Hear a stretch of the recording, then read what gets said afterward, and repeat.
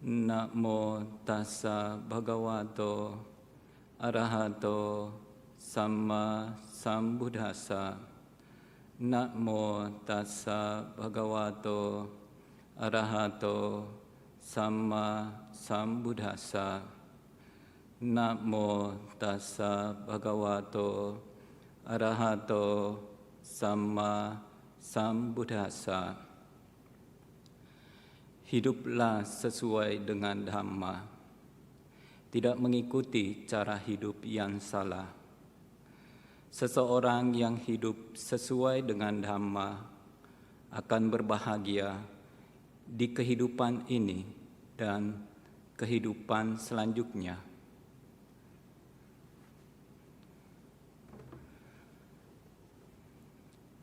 Bapak, Ibu, Saudara-saudari Dhamma, sebagai umat Buddha tentunya kita sering dianjurkan untuk mempraktekkan Dhamma. Ajaran Sang Buddha, hidup sesuai dengan Dhamma. Karena untuk mendapatkan kehidupan yang baik, kehidupan yang bahagia, kita perlu mempraktekkan Dhamma ajaran Sang Buddha.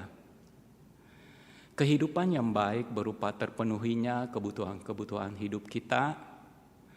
Kita memiliki kesehatan yang baik, kita bisa menjalani kehidupan dengan mudah, kita bisa menjalani kehidupan dengan bahagia, dan hal-hal lainnya. Semuanya itu bukan pemberian dari orang lain atau makhluk lain. Semuanya itu kita dapatkan karena buah dari perbuatan-perbuatan kita.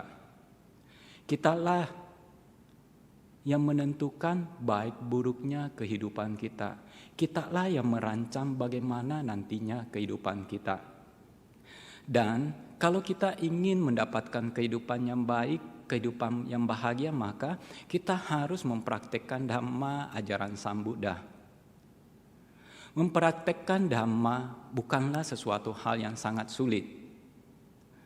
Bukan berada di luar batas kemampuan manusia biasa. Kita semua mampu untuk mempraktekkannya. Tergantung kita mau atau tidak. Mempraktekkan Dhamma hendaknya kita praktekkan di dalam kehidupan sehari-hari sepanjang hidup kita. Bukan hanya pada saat-saat tertentu. Misalnya, nanti kalau sudah kaya baru mau berdana. Nanti kalau sudah tua atau sudah punya waktu baru mau belajar meditasi. Nanti kalau keadaan sudah baik baru mau menjalankan sila. Tentunya kita semua ingin mendapatkan kehidupan yang baik, kehidupan yang bahagia di sepanjang kehidupan kita, bukan hanya pada waktu-waktu tertentu. Kalau kita menginginkan kehidupan yang demikian di sepanjang hidup kita, bukan hanya pada waktu-waktu tertentu, maka kita harus mempraktekkan Dhamma juga di sepanjang hidup kita, tidak hanya di waktu-waktu tertentu. Mempraktekkan Dhamma bisa membuat kehidupan kita menjadi lebih baik. Mempraktekkan Dhamma manfaatnya bisa langsung kita rasakan di dalam kehidupan ini. Bagaimanapun kondisi atau keadaan hidup kita sekarang ini, seburuk apapun itu, kalau kita mempraktekkan Dhamma, maka keadaan itu akan bisa menjadi lebih baik dibandingkan kita tidak mempraktekkan Dhamma ajaran Sang Buddha. Ada seorang wanita. Wanita ini bekerja di sebuah restoran di New Jersey sana, Amerika Serikat. Restoran ini buka selama 24 jam. Liz, nama wanita ini, dia mulai bekerja dari jam 4 pagi. Suatu hari, ada 2 orang petugas pemadam kebakaran mendatangi restoran ini. Mereka nampak kelelahan. Untuk menghilangkan perasaan lelah mereka, mereka lantas memesan masing-masing secangkir kopi yang pekat. Setelah itu mereka beristirahat di restoran tersebut sambil berbincang-bincang. Mereka membicarakan tentang perjuangan mereka di dalam memadamkan kobaran api. Rupanya mereka itu semalam berjuang selama 12 jam berusaha untuk memadamkan kobaran api yang sangat besar. Usaha mereka berhasil, tetapi mereka harus berusaha selama waktu yang lama. Berjuang terus selama 12 jam tentunya sangat melelahkan. Apa yang mereka perbincangkan terdengar oleh Liz. Liz ini merupakan seorang wanita yang bisa melihat kebaikan orang lain. Tidak semua orang bisa melihat kebaikan yang dilakukan oleh orang lain. Walaupun kebaikan tersebut dilakukan kepada kita, kadang-kadang kita tidak mengetahuinya. Kadang-kadang kita tidak mau mempedulikannya. Tetapi Liz ini merupakan wanita yang berbeda. Dia bisa melihat kebaikan dari orang lain. Dia sangat berterima kasih atas kebaikan yang telah dilakukan oleh kedua petugas pemadam kebakaran ini. Sebagai bentuk terima kasihnya, ia lantas mentraktir kedua orang petugas pemadam kebakaran ini sarapan pagi. Dan dia juga ada menuliskan selembar pesan khusus kepada mereka. Isi pesan tersebut berupa penghargaan terhadap mereka. Ia berkata bahwa dia mentraktir mereka sarapan pagi. Dia begitu berterima kasih atas pelayanan yang telah mereka berikan kepada orang lain. Mereka mendatangi tempat yang justru dijauhi oleh orang-orang. Walaupun harus berhadapan dengan kobaran api yang besar, mereka tidak takut. Mereka adalah orang-orang yang berani. Liz menghargai, berterima kasih atas keberanian mereka. Mereka adalah orang yang patut diteladani. Pesan khusus dari Liz ini begitu menyentuh perasaan dari kedua petugas pemadam kebakaran ini. Mereka terharu, mereka sampai menangis. Mereka telah bekerja sebagai petugas pemadam kebakaran bertahun-tahun. Tetapi hanya sedikit orang yang bisa mengetahui perjuangan mereka, pengorbanan fisik dan mental mereka. Mereka berdua begitu berterima kasih atas kebaikan hati dari Liz. Setelah mereka pulang, salah satu dari petugas pemadam kebakaran ini lantas memposting kejadian ini di jaringan sosial. Dengan segera apa yang diposting oleh petugas pemadam kebakaran ini menjadi viral dalam semalam. Petugas pemadam kebakaran ini menceritakan tentang kebaikan hati dari Liz. Ia mengajak orang-orang untuk mendatangi restoran tempat Liz bekerja. Kalau kalian bertemu dengan Liz, berilah tip yang besar kepada dia. Nah, sebagai bentuk dukungan dari para netizen, mereka datang ke restoran tempat Liz bekerja. Mereka lantas bertemu dengan Liz.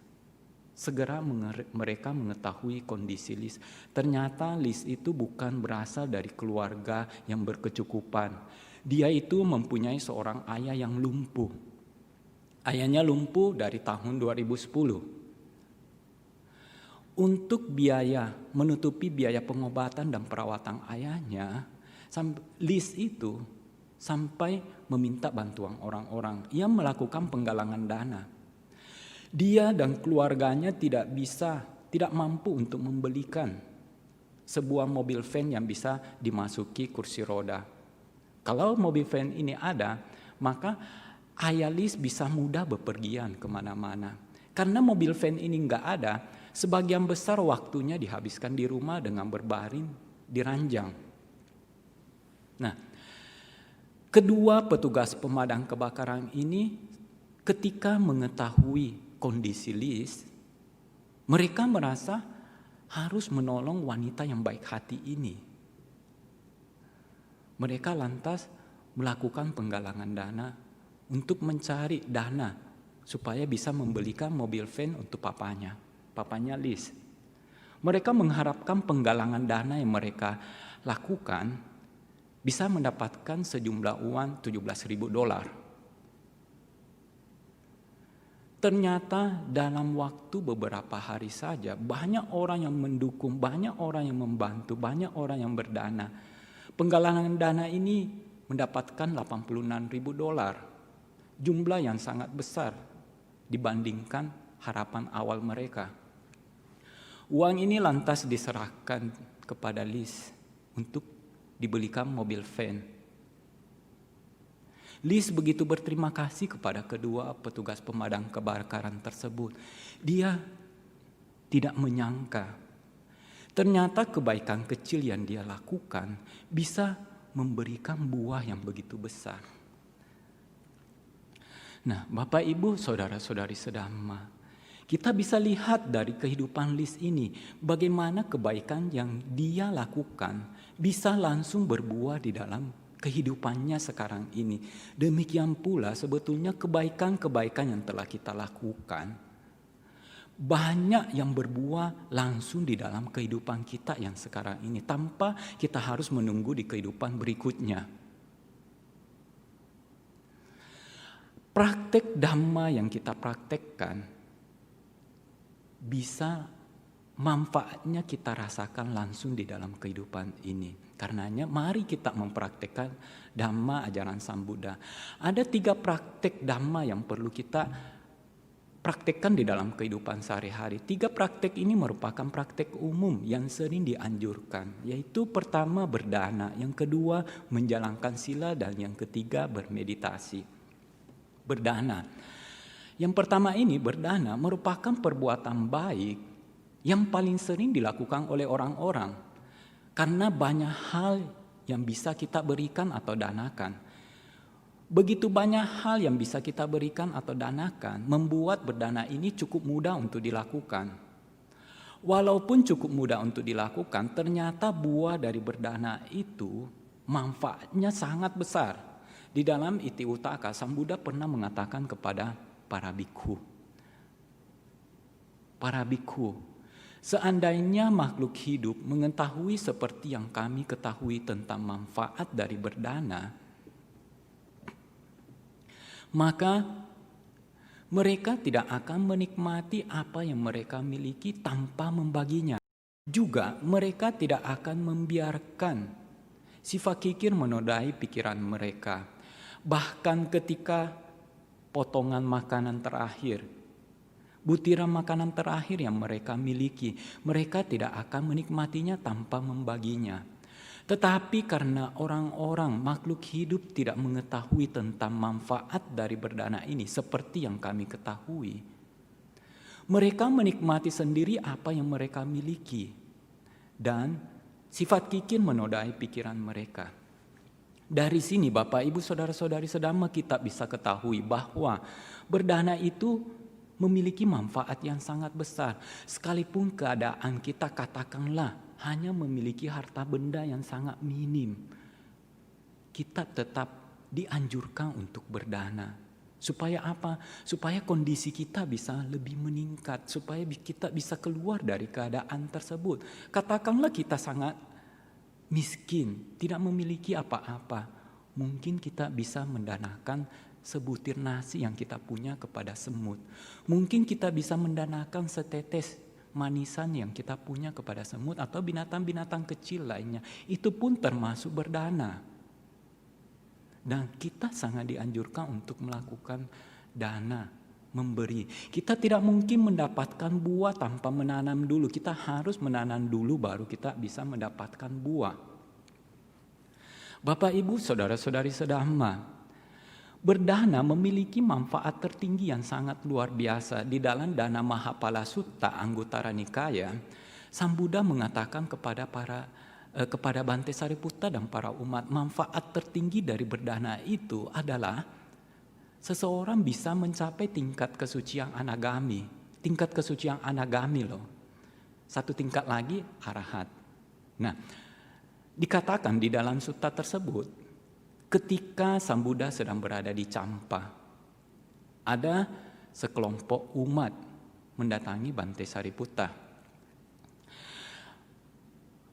Umat-umat ini setelah memberikan penghormatan kepada Bante Sariputta, mereka lantas duduk di satu tempat. Setelah itu mereka mengatakan kepada Bante Sariputta, "Bante, sudah lama kami tidak mendengarkan khotbah Dhamma dari Sang Buddha. Alangkah baiknya kalau kami bisa mendengarkan lagi khotbah Dhamma dari Sang Buddha. Bante Sariputta lantas menganjurkan mereka untuk kembali lagi di hari Uposatha. Mungkin mereka bisa mendengarkan khotbah Dhamma dari Sang Buddha pada hari Uposatha. Maka pada hari Uposatha mereka datang kembali menghadap Bante Sariputta. Nah, lantas Bante Sariputta bersama-sama dengan kelompok umat ini mendatangi tempat Sang Buddha berada. Setelah tiba di tempat Sang Buddha, mereka semua memberikan penghormatan lantas duduk di satu sisi. Setelah duduk di satu tempat tersebut, satu sisi tersebut, Bante Sariputta mulai bertanya kepada Sang Buddha. Bante, mungkinkah seseorang berdana di sini tetapi tidak mendapatkan buah dan manfaat yang besar? Dan mungkinkah seseorang berdana di sini mendapatkan buah dan manfaat yang besar? Sang Buddha menjawab bahwa kedua-duanya mungkin. Seseorang berdana lantas tidak mendapatkan buah dan manfaat yang besar, seseorang berdana dan mendapatkan buah dan manfaat yang besar. Bante Sariputta bertanya lebih lanjut. Kenapa seseorang berdana tetapi tidak mendapatkan buah dan manfaat yang besar? Dan kenapa seseorang berdana bisa mendapatkan buah dan manfaat yang besar? Nah, Sang Buddha lantas menjelaskan kepada Bante Sariputta, penyebab seseorang berdana lantas tidak mendapatkan buah dan manfaat yang besar dan seseorang berdana dan mendapatkan buah dan manfaat yang besar dimulai dari urutan yang paling kecil, yang paling rendah. Seseorang berdana tetapi tidak mendapatkan buah dan manfaat yang besar, terus berurut sampai seseorang berdana dan mendapatkan buah dan manfaat yang sangat besar, yaitu tingkat kesucian anagami. Nah, Sang Buddha menjelaskan pertama, yang paling rendah, cara seseorang berdana yang paling rendah, yaitu seseorang berdana dengan mengharapkan imbalan, dengan pikiran yang melekat, dengan berpikir, saya akan menikmati buah dari berdana ini nanti setelah meninggal. Nah, dengan berdana seperti cara ini, sebagai buahnya, ketika dia meninggal, dia akan terlahir kembali di alam dewata Catu Maharajika, alam dewata yang paling rendah.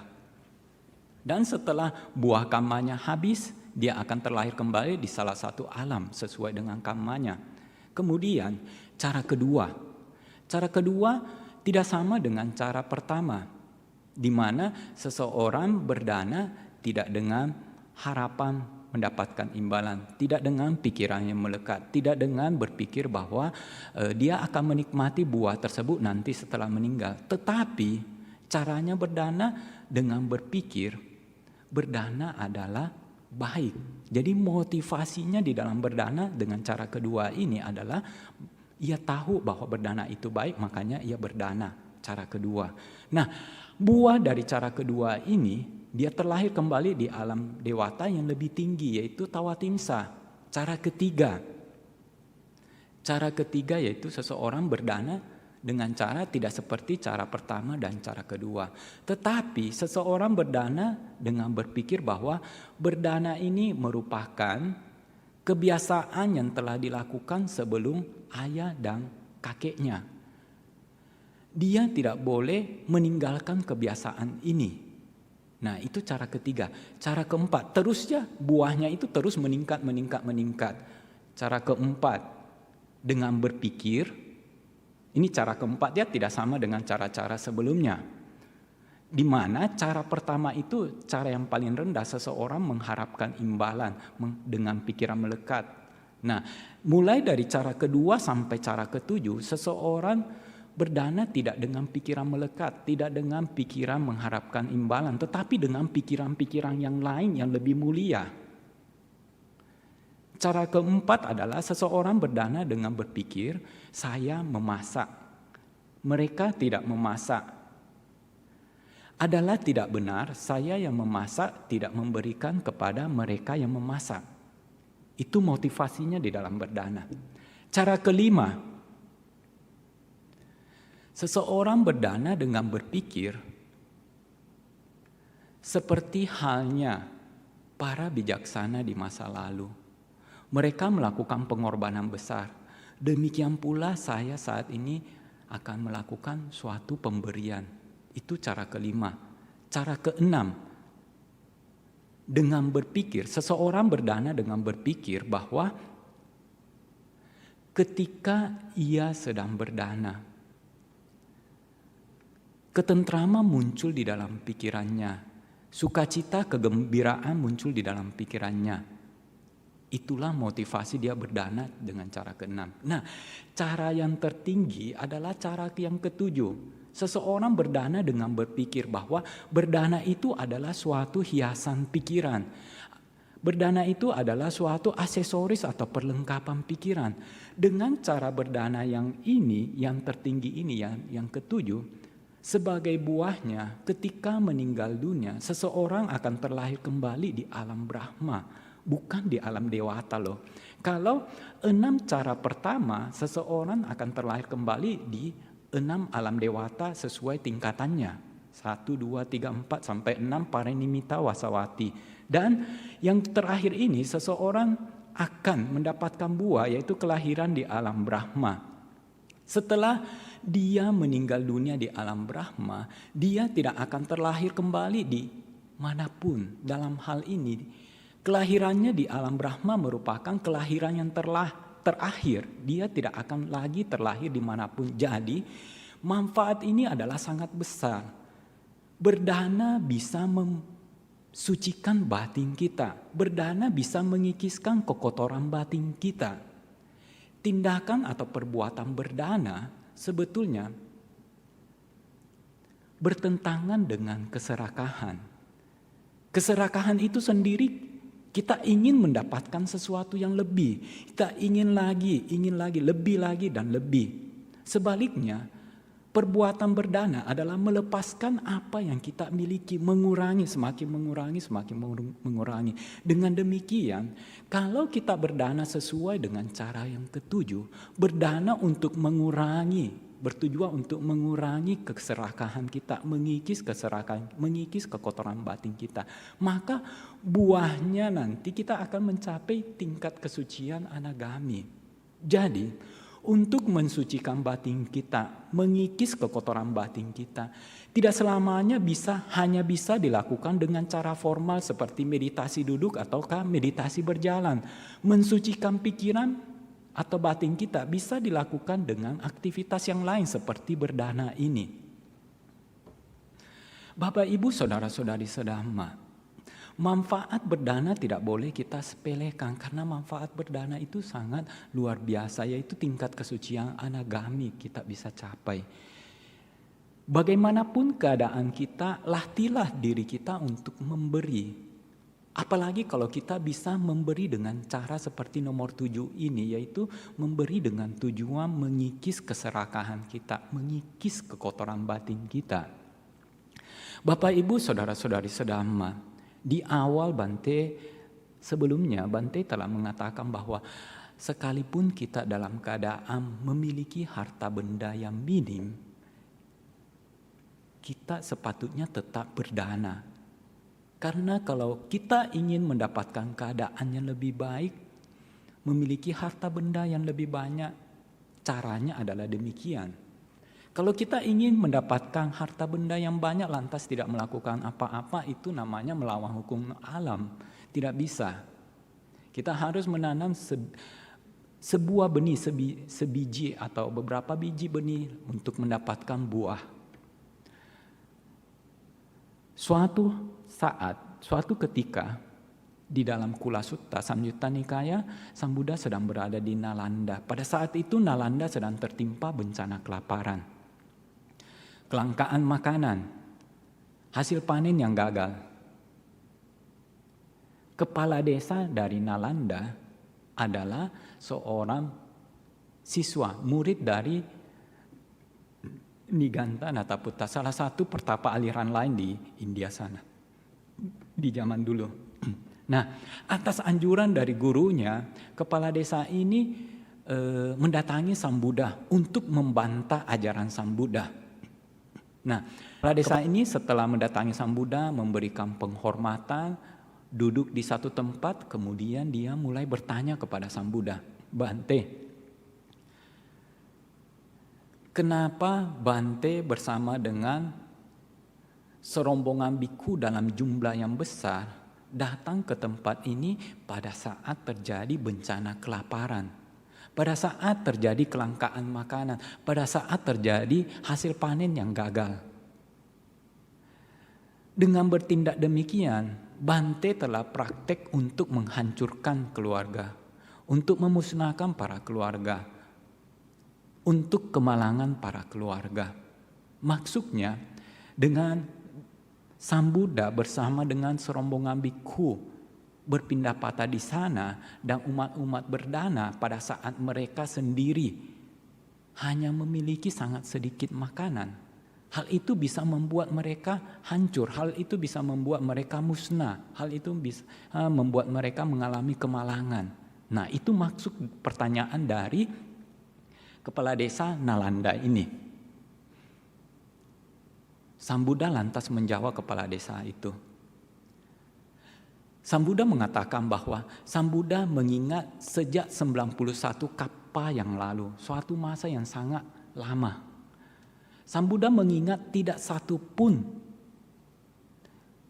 keluarga tidak ada satupun keluarga yang terjatuh, yang mengalami kemalangan, yang mengalami kemusnahan, yang mengalami kehancuran hanya karena berdana makanan.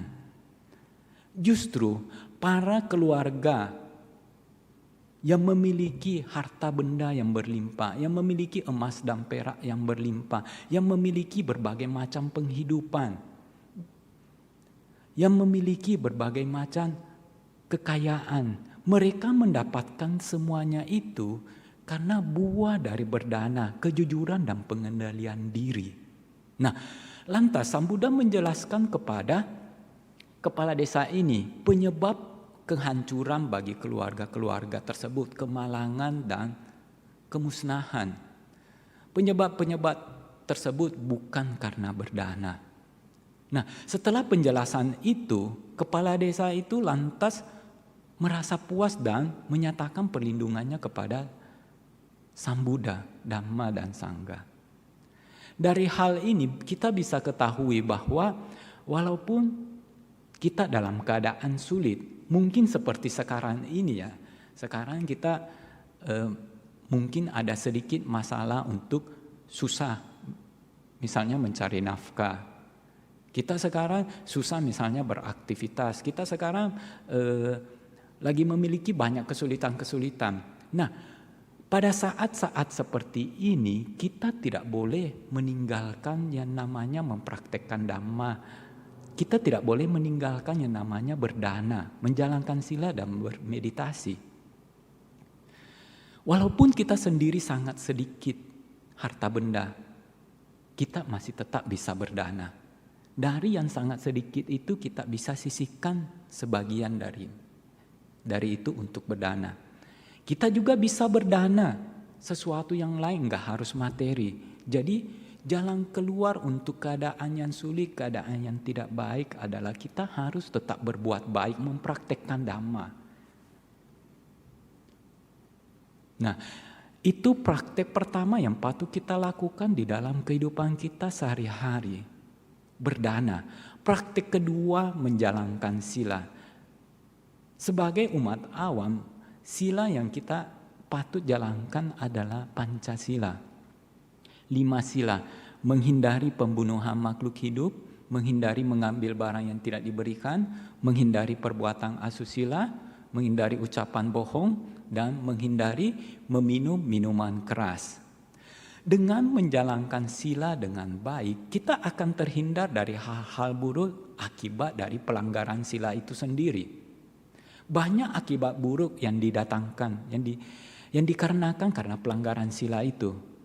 Usia pendek, sakit-sakitan, berpisah dengan orang yang dicintai, mudah berpisah, tidak dipercaya sama orang lain, tidak disukai sama orang banyak, kehilangan harta benda, dan lain-lain sebagainya. Dan ketika seseorang meninggal karena sering di dalam kehidupannya karena dia sering melakukan pelanggaran sila, dia bisa terjatuh di alam neraka.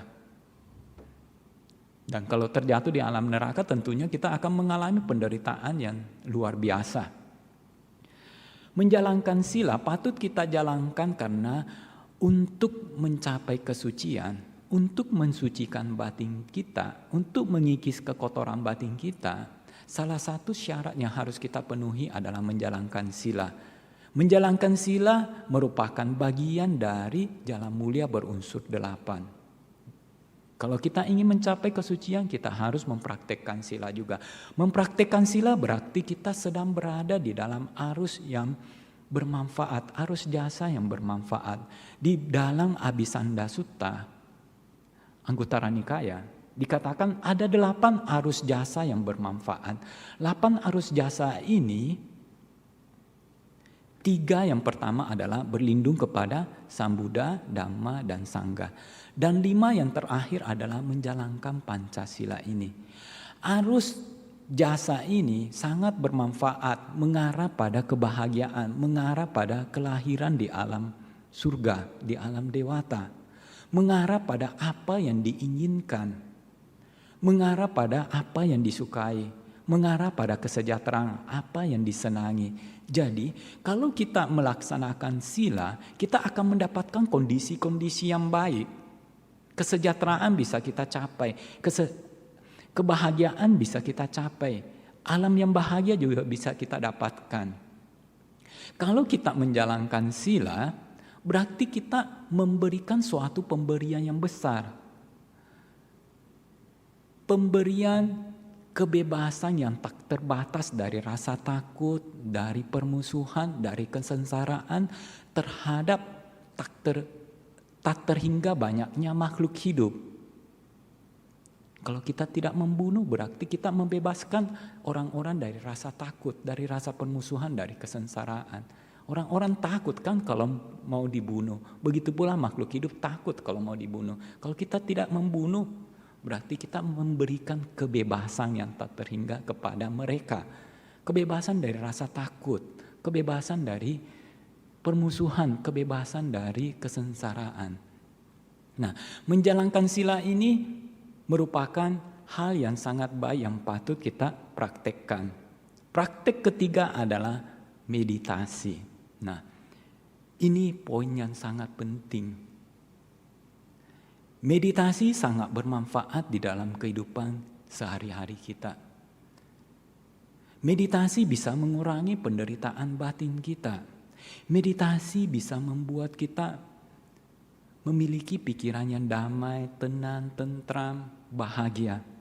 Meditasi bisa mengikis kekotoran batin kita, mengurangi kemelekatan kita, mensucikan batin kita. Kondisi apapun yang kita alami, sesulit apapun itu, setidak nyaman apapun itu, keadaan yang tidak baik akan lebih mudah kita lalui kalau kita ada meditasi. Meditasi membuat pikiran kita tenang, pikiran kita damai, mengurangi penderitaan kita.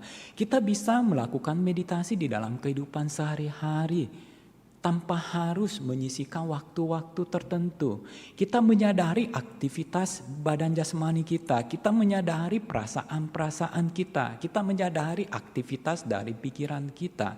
Dengan melakukan hal ini berarti kita telah melakukan meditasi. Dengan melakukan hal ini berarti kita telah hidup pada saat sekarang ini, bukan hidup di dalam masa lampau ataukah di masa yang akan datang. Kalau kita hidup di masa lampau, berarti kita hidup bukan pada kenyataan. Kenyataan itu yang ada adalah sekarang ini. Inilah kebenaran, kenyataan. Kalau kita hidup di dalam masa lampau, berarti kita hidup di dalam pikiran kita. Kalau namanya hidup di dalam pikiran, berarti bukan hidup di masa sekarang ini. Kita bisa menderita karena kita sering hidup di dalam pikiran-pikiran kita, bukan hidup di masa sekarang ini. Penyebab penderitaan batin kita adalah kekotoran batin. Adalah kemelekatan kita, adalah pikiran-pikiran kita itu sendiri. Sesuatu yang telah berlalu, seringkali kita masih bawa dalam pikiran kita. Kita begitu melekat dengan peristiwa tersebut. Bahkan peristiwa tersebut merupakan peristiwa yang membuat menderita, tetapi kita begitu melekat. Sampai-sampai kita bawa terus. Jadi kita memberikan penderitaan yang sia-sia kepada badan jasmani ini. Karena kita memikirkan hal-hal tersebut. Kalau kita bermeditasi, kita menyadari bahwa kita sudah berpikir, kita sudah melekat sama sesuatu. Pada saat itu pikiran berhenti. Pada saat pikiran berhenti, pada saat itu juga kita tidak mengalami penderitaan batin. Dengan hidup saat ini, dengan bermeditasi, kita bisa mengurangi penderitaan batin kita. Dan manfaat yang tertinggi adalah kita mencapai tingkat kesucian tertinggi, yaitu arahat. Terbebasnya kita dari segala macam penderitaan. Praktik Dhamma hendaknya kita lakukan di dalam kehidupan sehari-hari. Tidak hanya terbatas pada waktu-waktu tertentu saja. Karena kitalah sendiri yang akan menikmati buah atau manfaat dari praktik Dhamma itu. Buah dan manfaat dari praktik Dhamma bisa kita rasakan langsung di kehidupan ini. Dan kita akan merasakannya juga nanti di kehidupan yang akan datang. Karenanya mari kita semua mempraktikkan Dhamma. Karena manfaat praktik Dhamma adalah kebahagiaan. Manfaat dari praktik Dhamma ini adalah kita mendapatkan kehidupan yang baik. Semoga apa yang Bante sampaikan pada siang hari ini bisa bermanfaat bagi kita semua. Akhir kata, Sabbe Satta Bhavantu Sukhitata. Semoga semua makhluk hidup berbahagia.